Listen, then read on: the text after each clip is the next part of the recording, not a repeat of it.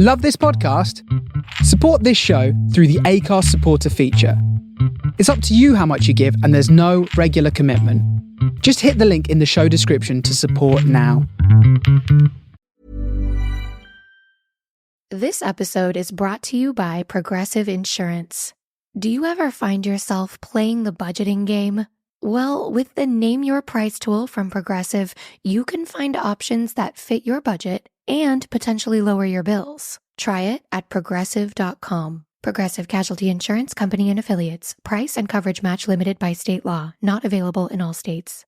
Hey, I'm Ryan Reynolds. Recently, I asked Mint Mobile's legal team if big wireless companies are allowed to raise prices due to inflation. They said yes. And then when I asked if raising prices technically violates those onerous two-year contracts, they said, "What the f*** are you talking about, you insane Hollywood ass?" So to recap, we're cutting the price of Mint Unlimited from $30 a month to just $15 a month. Give it a try at mintmobile.com/switch. $45 upfront payment equivalent to $15 per month. New customers on first 3-month plan only. Taxes and fees extra. Speed slower above 40 gigabytes. See details. Ready to pop the question? The jewelers at BlueNile.com have got sparkle down to a science with beautiful lab-grown diamonds worthy of your most brilliant moments. Their lab-grown diamonds are independently graded and guaranteed identical to natural diamonds, and they're ready to ship to your door. Go to BlueNile.com and use promo code LISTEN to get $50 off your purchase of $500 or more. That's code LISTEN at BlueNile.com for $50 off. BlueNile.com, code LISTEN.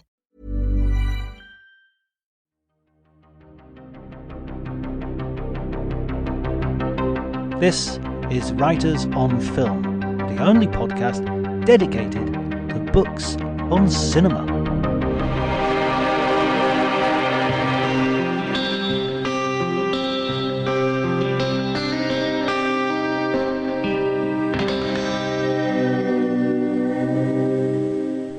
Hello everyone and welcome to the Writers on Film podcast. Today is a very special episode because I will be reporting live from the Sarajevo Film Festival, the 25th edition, which took place earlier in August, from the 12th to the 19th of August to be exact.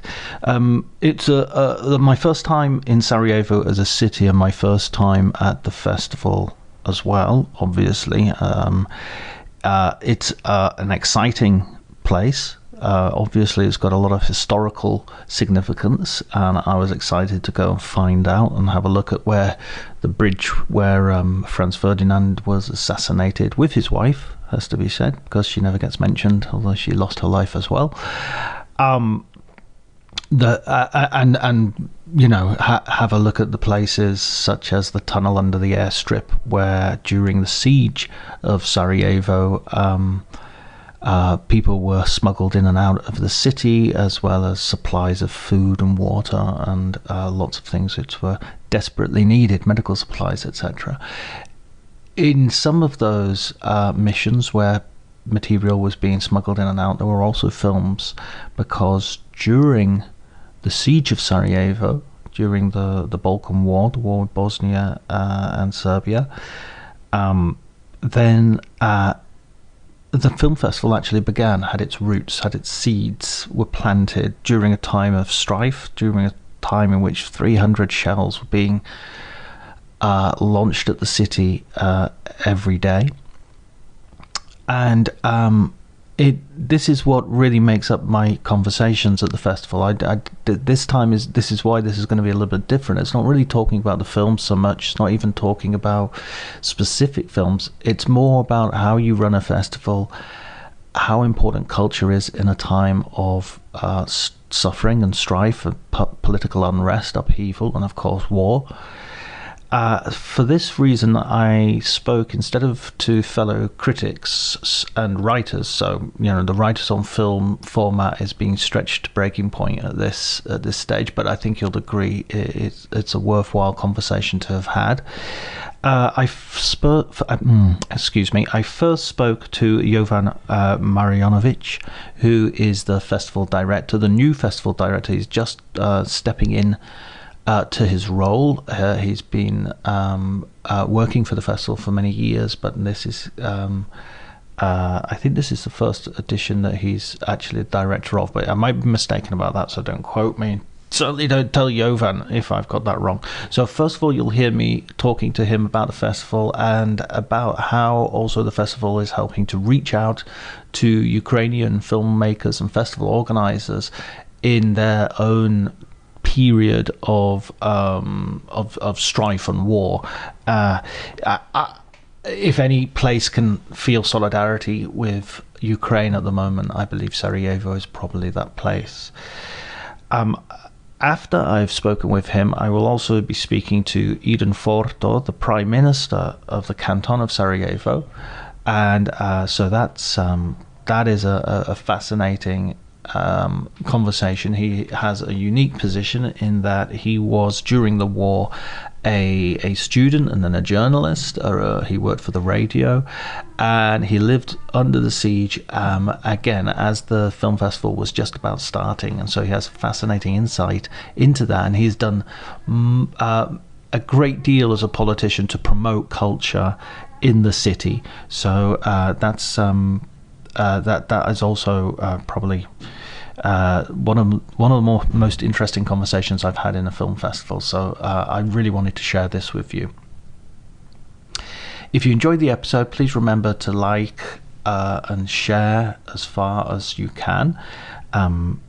You could follow me on Twitter if you wish, Dr. John T, at Dr. John T, DRJONTY. But before you do any of that, let's just enjoy the conversation.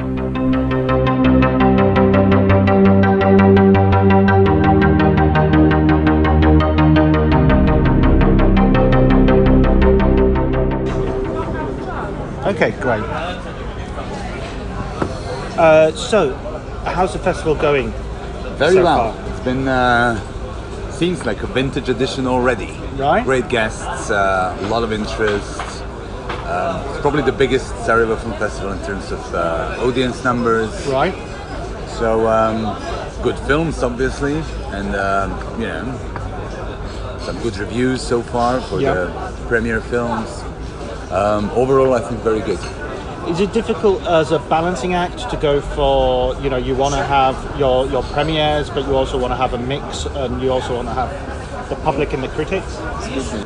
Sorry, so the question was the balancing act between public and critics, premieres, and movies from elsewhere. Yeah, I think we have the Sarajevo Film Festival has always done this balancing act. Our different programming sections reflect this, and really the heart of the festival are our competition sections, focusing on feature films, documentary films, short films, student films from the region of Southeast Europe. Mm-hmm. And this is where most of our world premieres come from. And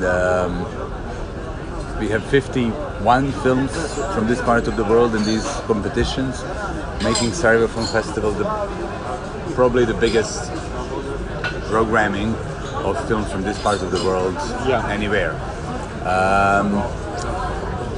However, our more popular sections are obviously the open air section in one of our flagship venues, the open air cinema, that fits about 3,000 people every night. And obviously these films are more audience driven and is kind of what's the best from the festivals in this year, etc. So, or the summer screen section showcases the best of films that deal with popular culture, with music, with teen and children's sections do exactly what it says on the can. So I think the programming actually has to be a mix of all these, because Sarajevo is both the festival for the city, for the audience in the city, and for the industry. Right. So this is the balancing act, and I think our focus on the region helps us do this in a good way, because we're not only focused on world premieres, so we're not thinking of ourselves as an let's say traditionally defined A festival. Yeah. All right. Yeah. So we think of ourselves as a festival which will showcase the best of Southeast European cinema. Right. So you will find films in our competition program which are not world premieres, which have, maybe they were regional premiere, obviously, because the films should not be shown in other festivals in the region. Many are, more than 50% are world premieres, but I'm saying we are not slaves to this concept. Sure. So we are sort of, the idea is to have the best of regional cinema, and without any prejudice, because we are still early on in the festival in that sense. A good example is there's a Croatian film, Safe Place, in the competition section. The film has just been to Locarno a week ago, where it won 3 awards. Let's see what happens here, obviously, but it's fantastic to have film being visible in 2 big film events, just one after another. Yeah. It creates a good synergy for this film, and obviously it doubles or triples the visibility for it, which is ultimately what we want in these competition sections. We want these films to go on from here. We want to discover. We want to send them, outside to the audiences in festivals internationally. Right. So it is. It is about putting it all together and trying to make it work for the benefit of the films and the filmmakers. Sure. And what about the culture of film in Sarajevo? Because I was talking, my first time in the city, I was talking to people, and there's a real sense of, this is the best time of the year for Sarajevo. This is a big event for Sarajevo. So there's a real lively cinema culture, right? Is that how you would define it, or how do you feel about it? I think there's a lively festival culture. Sure. As well as cinema, but I think the festival is the driver. The fact that it happens annually and that it has been consistently developing over the past 28 years. So it has been interesting from the get-go. You had this story of a festival, starting during the war in a besieged city without electricity, without water. All of a sudden somebody's making a festival. It's a crazy story, it seemed, to people outside. So there was a lot of support for the festival. So from the first edition of the festival was supported by some of the biggest names of European and global filmmakers, intelligentsia. There was a lot of love and support for the festival. Sure. From the very beginning, and that this obviously with a dedicated team of people who was working on the festival, these 2 things combined, and a clear concept of where it can go, the festival was consistently growing over the years. So people in the city embraced it as something that's successful and theirs. Right. And they loved it for it. They felt that this is a time of the year where they're closer to the cosmopolitan view of the city that they had, and that was, in a way lost in the war, and then in the transition from one system to another, and all of these. So. There's a lot of love for the festival in the city. It is a time of the year where everyone wants to be in the city, or they want to invite their friends and family over to visit because they feel they can, show them around and have them have good time. And then, you have also many people who come here for films only. So it's a mix of cinephiles. It's a mix of people who want to have good time, that want to see other people that they haven't seen in a while, etc. We have just tourists, which is more and more. Sarajevo is becoming a touristic destination in summer. Also, I think thanks to a lively sort of cultural scene, including the festival, as sort of highlights of maybe sort of the peak of the summer season. So it all came together somehow. It all molded together in an interesting way, and I don't think anyone is losing there. If you want to go for your avant-garde cinema, it's there. If you want to go for your crowd pleaser with thousands of other people, it's there. If you want to go party, you can party. Yeah, the whole spectrum of human life. So you're talking about the beginning of the festival and how it started in a besieged city. I mean, of course, nowadays we're looking at Ukraine and Russia and what's going on there. Is there... do you guys have a sort of particular point of view in looking at that and seeing a sort of similar situation of war and strife? I mean, in Ukraine. Yeah, exactly. Does that sort of like your own experiences of coming out of that? Do you sort of look at that and think, okay, let's hope something else can? No, that. It's so close to home. What's happening in Ukraine? It's so similar. It triggered a lot of people's memories of everything that's happening here. And overall, I mean, these are same mechanisms that were in force during the war here. One country thinks that the other country should not exist, and or regime in one country thinks that the other country will not. I'm not a politician, so let's not go into these sort of. But you know what I mean. It's similar in that sense, and of course it was very. We understood straight away what's going on, and as a festival, we tried to do what we can. Right. So we were, there's only as much as you can do as being a film festival. Right. And we were focusing on, so what can we do for Ukrainian filmmakers? What can we do for people who work at Ukrainian film festivals?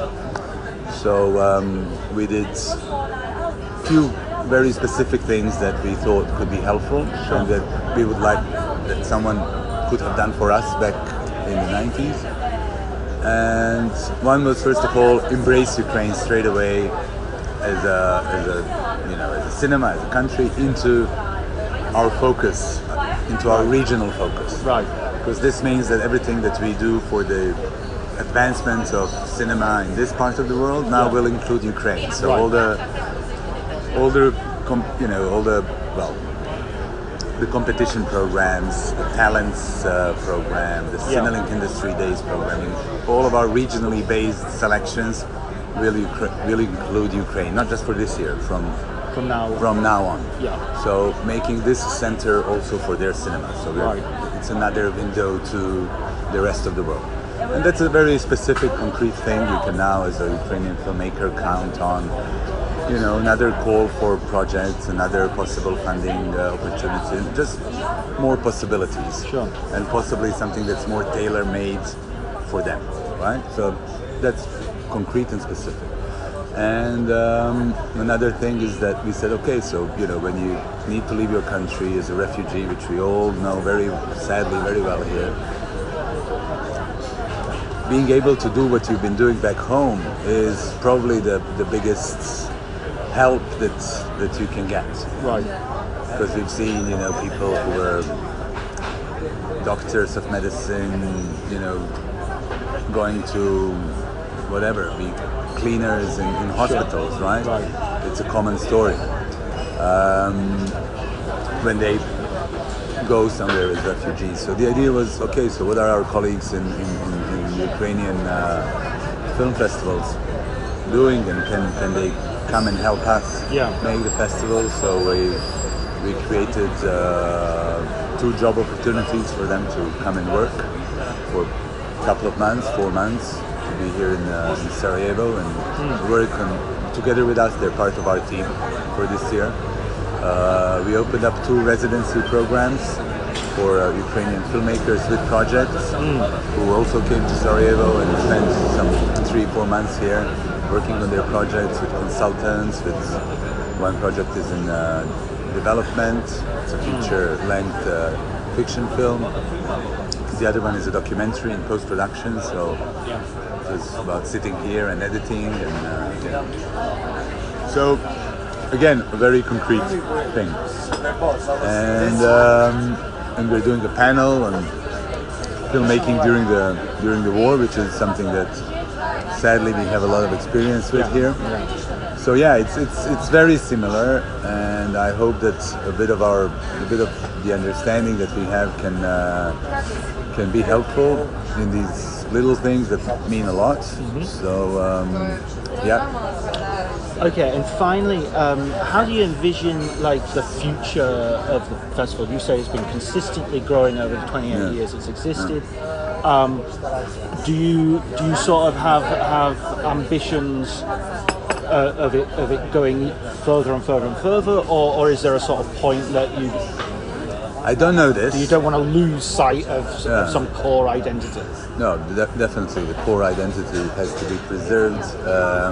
I don't see. I think this is pretty much the size of the festival. It's going to, another venue, another.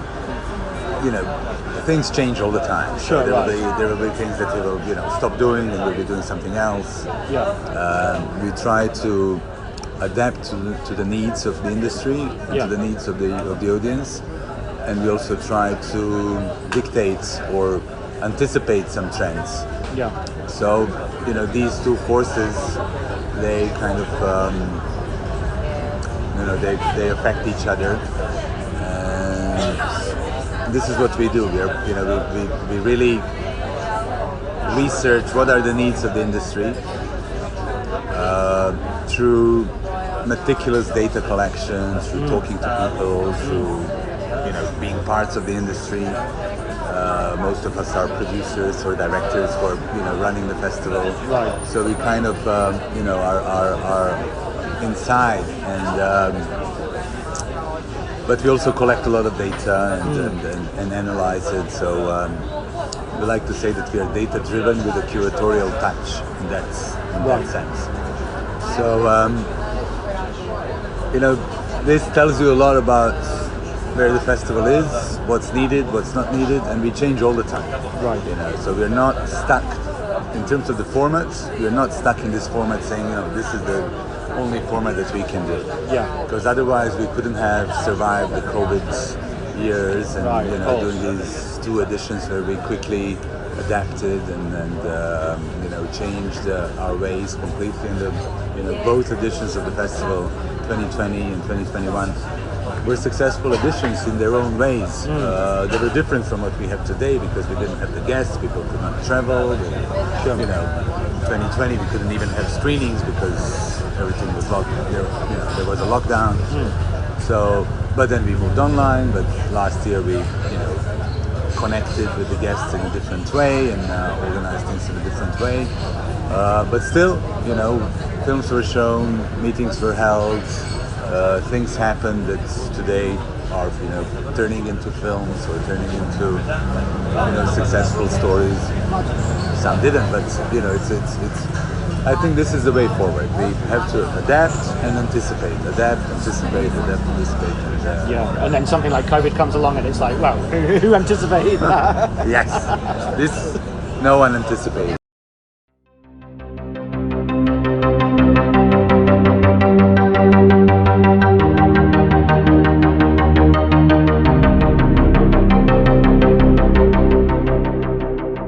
Okay. What's your history? Because Miriam was telling me that you were a journalist originally, right? During the war, I ended up at a radio station, then published a couple of articles for the local magazine, then worked with Miro Purivatra, who later formed the film festival, worked with him, and I ended up knowing a bunch of these people. And then after the war, I was in the US studying, and I would come back during the summer and worked 2 years for film festival, 99 and 2000. And it's like I consider Miro Purivatra, I consider him like a big figure in my life. He's and I love film. So right. And you've always had this love for film since you were yeah. Somehow, from that period, I went to school to become a mechanical engineer, and that was and it was my first year, and I was 19. And then the war started, and I ended up with Miro and these other guys in the radio, and I end up in the among creative people, Susan Sontag comes in with Annie Leibovitz. They come during the war. They have an exhibition, right? Like. Explaining football to the friend who's just there for the nachos? Hard. Tailgating from home like a pro with snacks and drinks everyone will love? An easy win. And with Instacart helping deliver the snack time MVPs to your door, you're ready for the game in as fast as 30 minutes. So you never miss a play or lose your seat on the couch or have to go head-to-head for the last chicken wing.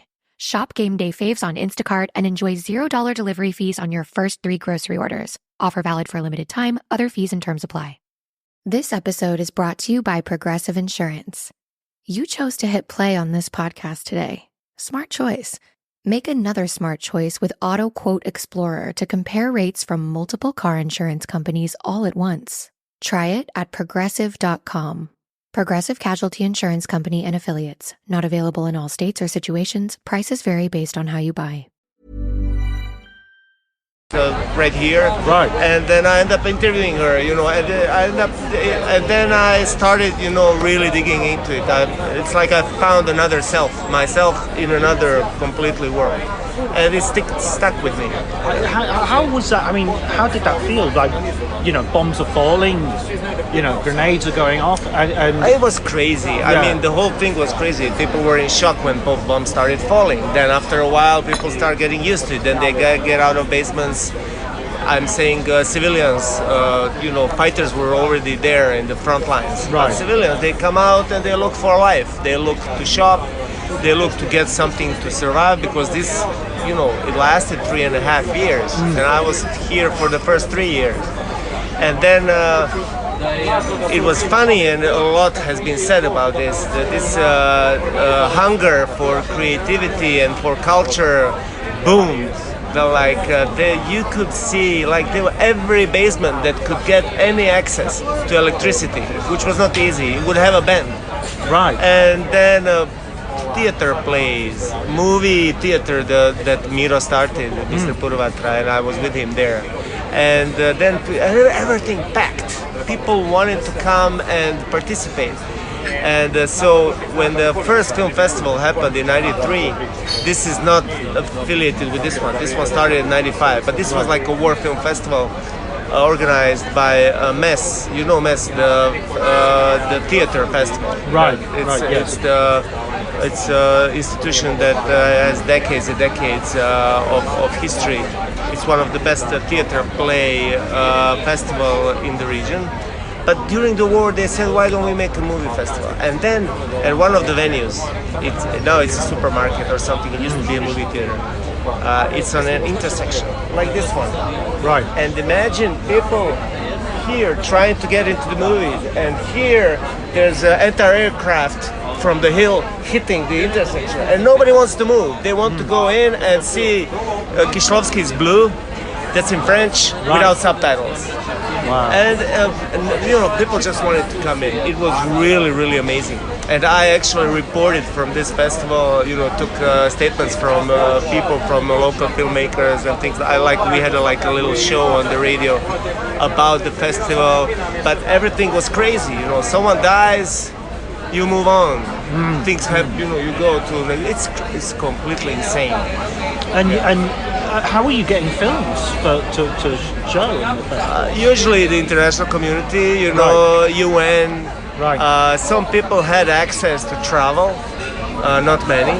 Right. But so when you have connections, for example, person who owned my radio station where I worked for, Radio Zid, it's Zdravko Grebo. He was a professor with international connections, and then when he would go out and come in, I remember we would make a list of CDs we wanted him to bring, and I'm like, put Sisters of Mercy. They're like, no, they're not cool. We stick with grunge and everything else. Like, come on, give me, I love something. Sisters of Mercy. It was my favorite back then. They mocked me. It's not Sisters of Mercy. I'm like, fuck you, And this is how films would come in. Then we had a tunnel later when it was opened under the airport. And I recommend that you go and see. We went yesterday and had a look at it. This is how I got out of the city in '95. Right. And a lot of stuff started coming in through that. But mostly UN and internationals, they would help. Yeah. Right, so they would bring in films. People who could travel, The first it wasn't a festival. It was like almost like a commercial showing of movies. Was at Ratno Kino, War Cinema, run by Mr. Purivatra.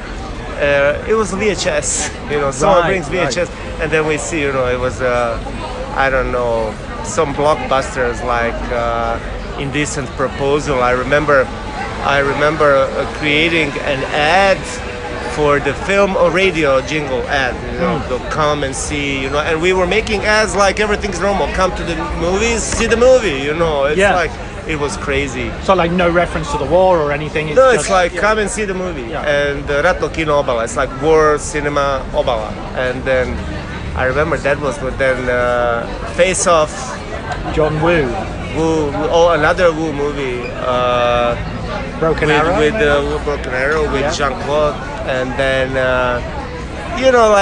commercial stuff that you can, show. It's cool. Sometimes it's really poor quality. But who cares? And how many people would be in the?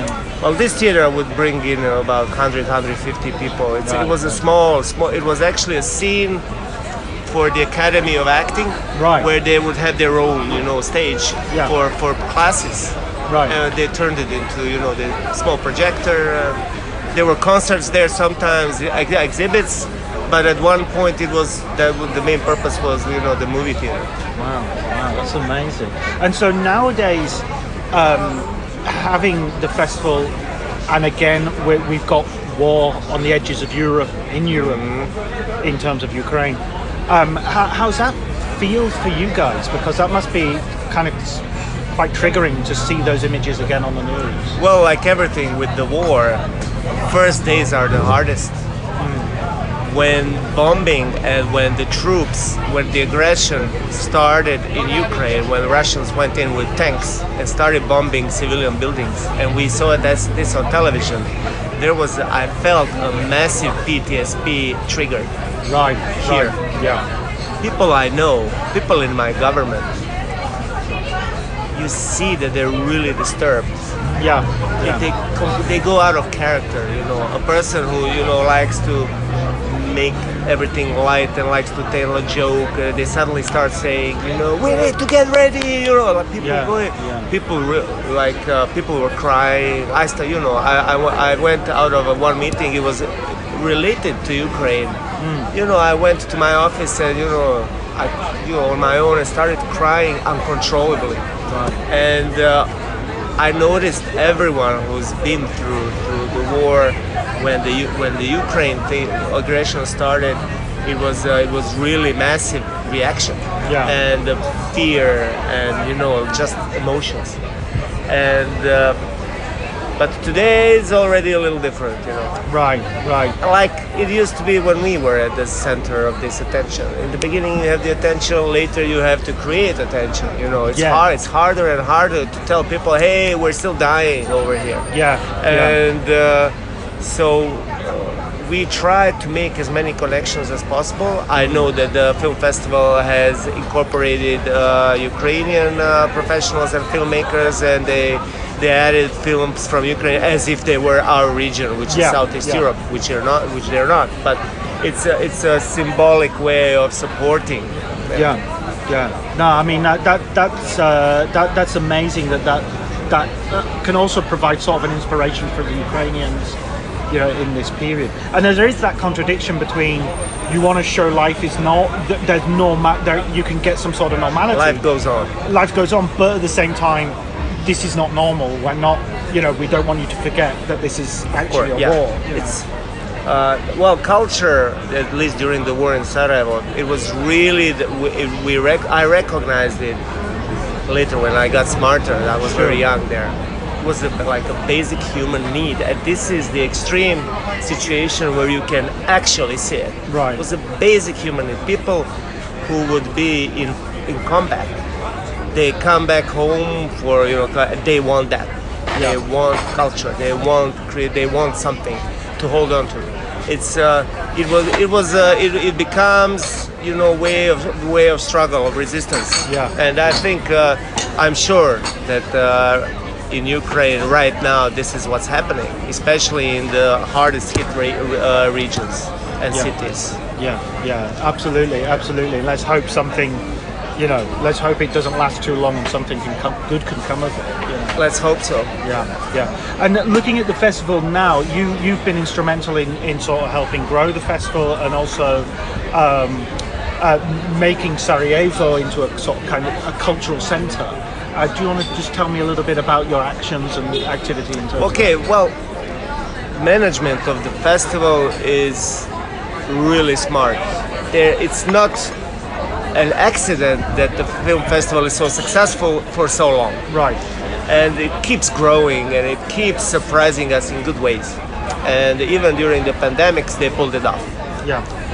So there's a continuity of various levels of government supporting. So I don't want to say that we revolutionized government support. And we supported maybe more than before, but support is there. But what we've done that no one else has done, and I'm talking now about the cantonal government that I'm in, we really upped the amounts on grants for films. Yeah. A record amount, 1 million km from our budget. This is grants for, films as art projects, cultural projects. But then we started incentives for industry incentives for filming anything. Yeah. And commercial, whatever. And this is like subsidies. We're the first ones doing this, and we started this program after discussing with the management of the film festival because they go around and they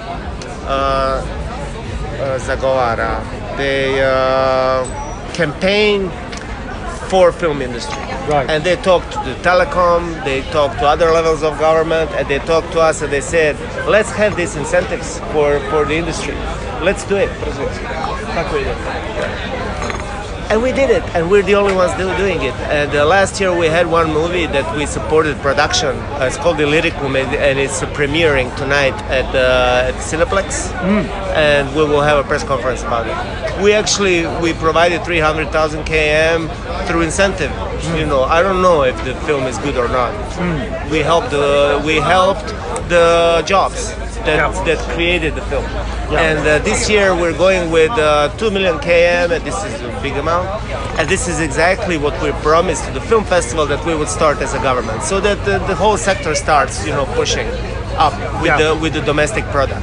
So I think, aside from actually helping giving the grant to the project and giving grants to films as cultural projects, this sector incentive, I think it's key for people to realize, okay, now I have a job in the industry. It's not just, culture is not a burden on the budget. It's investment, like you give incentives for agriculture. We help us. We want to grow as well. So this is something where I'm trying to work on shifting the public awareness of that this is really necessary. That economically it has economic positive feedback narrative behind people watching movies. It's not just people watching movies for a week and having a couple of Hollywood people come in. It's the whole year of hard work, of production of local product, and helping people who are entrepreneurs in the cultural sector think that they have a chance here. They don't have to go to Belgrade, Zagreb, or London, or whoever, wherever people go. They can stay here. Yeah, you can stay here and try it. What about your own taste in film? What stuff do you like to watch? Well, growing up, because I grew up in socialist Yugoslavia, and we had only 2 channels, and you watch whatever is there. Right. So I'm really happy when there's a Hollywood movie and I know the intro, Metro Goldwyn Mayer. 20th century. You know when the Hollywood movie is coming. Sure. You have a better chance as a kid of enjoying. But I watched everything else. What it turned out would later turn out to be, some art projects from Italy and Germany and Hungary. Right. And you grow up with stuff, and then you develop the taste for everything. Right. But I would always love to see something that is brave and creative, but with an eye for commercial success. I always like someone who can do both. Yeah. And who about in today's cinema? Who would you sort of look to as you get excited when they've got a new film coming out? I lived in New York. Right. And I went once with a friend to see the movie was called now I'm blocked. They go in reverse. Memento. Memento. Yeah. And then later I found out, who's this guy, the Nolan, and his brother wrote the script, and someone based on short story. And this film stuck with me for a while, and then when he started coming with the more movie, he struck that, like with, for example, with what's the big movie when they go in other people's dreams? Inception. Inception. Yes. Yeah. That's a brave script. Yeah. When you go in and you, I remember in the movie theater, I remember a reaction of people for the first 5-10 minutes. It's like, what the fuck is going on? Yeah. And what's going on? And the guy had a top cast. It's a very expensive project, and he was commercially hugely successful. And I always had a taste, sweet spot for these types of projects. Yeah. Not all of them turn out to be that bad. Yeah, sure, but I think Christopher Nolan is. I'm with you. He's an example of someone who can do both things. Yeah. Oppenheimer looks like it's going to be very good indeed. So. Yeah. And then later I found out that he filmed this movie in between two Batmans. It's like, I have most of the cast. Let's do this. He obviously knows how the whole thing functions. Yeah. He's one of the sort of. I think in years to come we'll look back and say, okay, those are the masterpieces. Well, Fincher. Regular usual suspects now, but in the beginning I'm like, these guys, they know what they're doing. Yeah, they've kind of last 10-15 years become, as you say, the usual suspects. But it's not how it started, No, Fincher was like, Memento was low budget. Yeah. Aronofsky, but I met him here, and he seems to be doing better with lower budgets, but he also can make something that goes, for Oscars and awards and everything, and then have some commercial success with it as well, and bring the A cast. So he used to be one of these guys. Yeah. And when you've had these big guests coming to Sarajevo, who was sort of?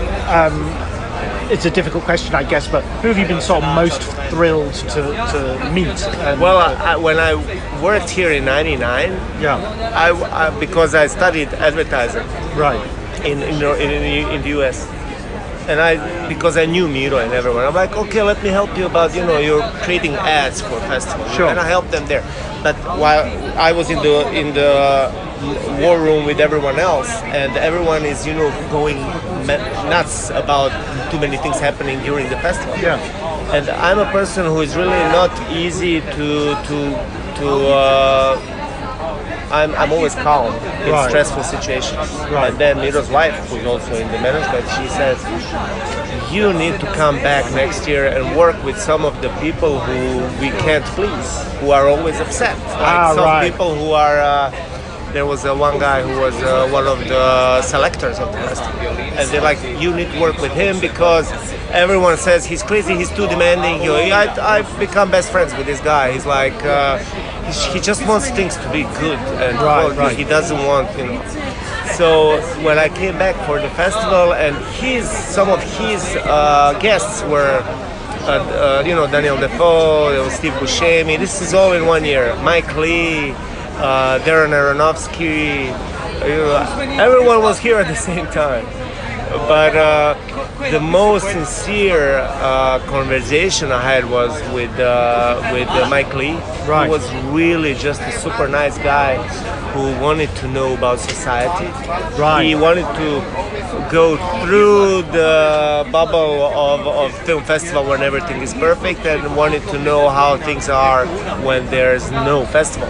Right. And so his interest seemed genuine, and I really liked him.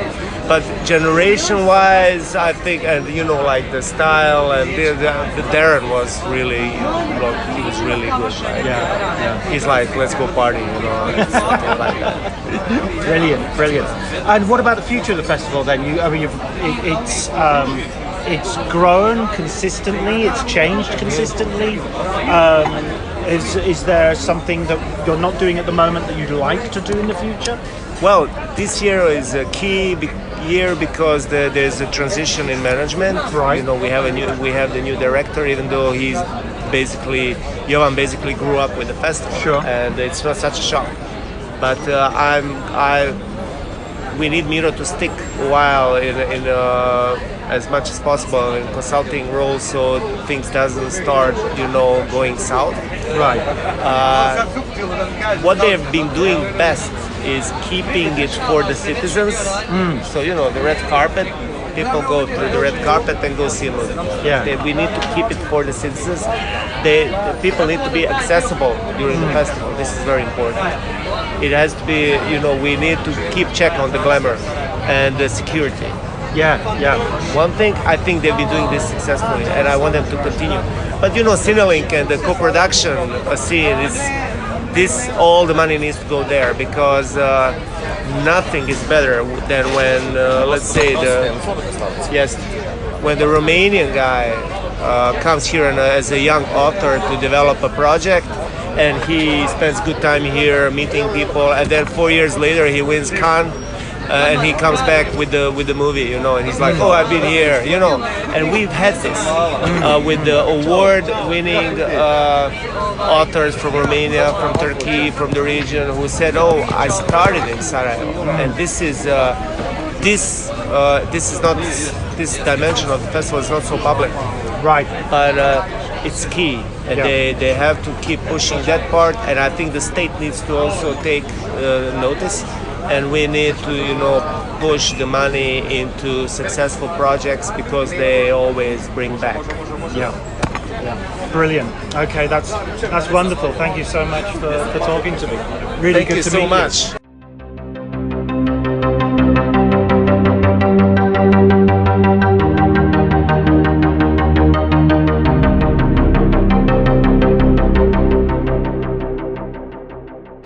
Okay, so that was my conversation with Jovan and Edin. I hope you enjoyed it, and I hope you found it informative and interesting. I'm sure you did, because I think it was. If you didn't, what can I do? There's nothing I can do for you.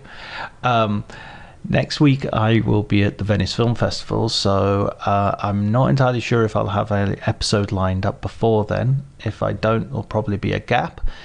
And if I do, then this message will be redundant. Thanks ever so much to Elliot Atkins for providing the music, Ali Harwood for providing the art, and a thanks to you, dear listener, for continuing to listen to this podcast. So until next time, take care.